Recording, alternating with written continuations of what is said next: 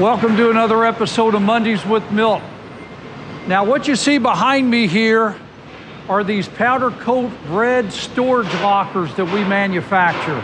Typically we paint them in our standard gray, but we painted these in red because we're going to use those for a trade show. Now the storage locker, this is a product that we provide in the basement of condominiums and apartments.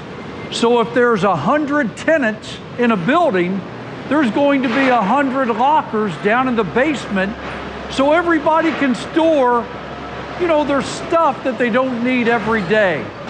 So we've got the single tier locker where it's, roughly 3 feet by 4 feet, and you've got a lot of room for storage.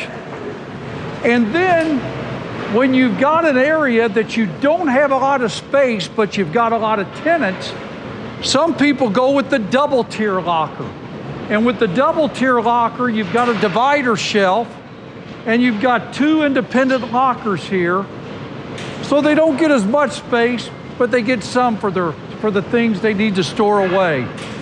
And then we put a padlock hasp so you can put your own padlock on it. Now these lockers, they can come with a ceiling panel, like you see on this one, and they can have back panels on the back of the locker. But you don't always need those. If you're going within 6 inches of the ceiling, you don't need that top panel. And if you're up against a wall, you don't necessarily need a back panel.